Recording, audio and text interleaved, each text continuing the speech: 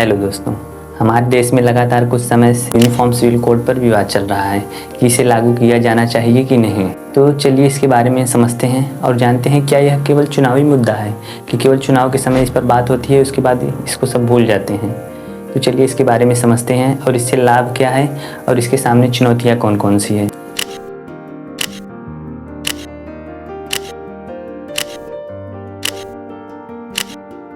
Uniform civil code, जिसे हम हिंदी में समान नागरिक संहिता भी कहते हैं, यह सभी नागरिकों के लिए, चाहे वह किसी भी धर्म या जाति का हो, सबके लिए समान कानून की बात करता है।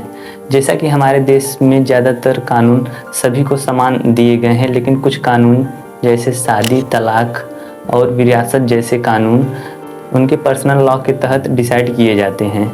तो इसीलिए अगर यूसीसी लागू हो जाएगा तो उनके पर्सनल लॉ को हमेशा के लिए ख़त्म कर दिया जाएगा और सभी लोग संविधान द्वारा जो कानून बनाया जाएगा उसी के तहत कार्य करेंगे। तो चलिए अब हम यह समझते हैं संविधान इसके बारे में क्या कहता है।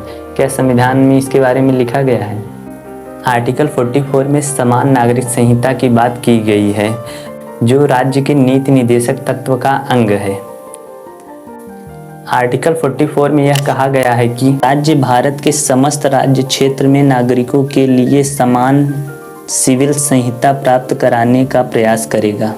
यूसीसी को कुछ लोग राष्ट्रीय अखंडता और सामाजिक न्याय के रूप में देखते हैं, तो कुछ लोग इसे धार्मिक स्वतंत्रता और विविधता के बाधा के रूप में देखते हैं। भारत में गोवा एकमात्र ऐसा राज्य है जहां पर समान नागरिक संहिता लागू है, क्योंकि यह 1961 में जब यहां से पुर्तगाली गए तो इन्होंने अपने पारिवारिक कानून को अधिक महत्व दिया और जिसके कारण इन्होंने यूनिफॉर्म सिविल कोड को लागू किया। बाकी शेष भारत में अपने धार्मिक और समुदाय के अनुसार कार्य करते हैं, वे अपने पर्सनल लॉ पर ही बात करते हैं। वर्तमान समय में मुस्लिम ही नहीं बल्कि हिंदू, सिख, फारसी, यहूदी, इन सब के भी अपने पर्सनल लॉ है जिससे ये शासित रहते हैं। भारत में यूसीसी लागू करने के लिए बहुत सारी चुनौतियों का भी सामना करना पड़ेगा, क्योंकि भारत विभिन्न धर्मों, संस्कृतियों और परंपराओं का देश है। प्रत्येक समुदाय में अपने व्यक्तिगत कानून और रीति रिवाज हैं जो उनके नागरिक मामलों को नियंत्रित करते हैं, और ये प्रथाएं विभिन्न क्षेत्रों और संप्रदायों और समूहों में व्यापक रूप से भिन्न हैं। कई धार्मिक और अल्पसंख्यक लोग इसे अपनी धार्मिक स्वतंत्रता और विविधता के बाधा के रूप में भी देखते हैं। कई लोग यह तर्क भी देते हैं कि ये यूनिफॉर्म सिविल कोड अनुच्छेद 25 का उल्लंघन करेगी।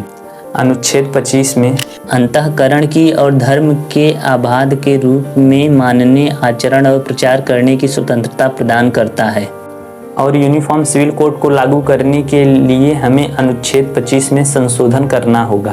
यूनिफॉर्म सिविल कोड लागू कर देने से सभी नागरिकों के बीच समान और अपनेपन की भावना जागृत होगी, जो भारत की एकता और राष्ट्रीय निरपेक्षता को बढ़ावा देगी। हमें विभिन्न पर्सनल लॉ से उत्पन्न होने वाली सांप्रदायिक और पंथ निरपेक्षी विवादों में कमी आएगी और इससे महिलाओं में हो रहे भेदभाव में भी कमी की जाएगी।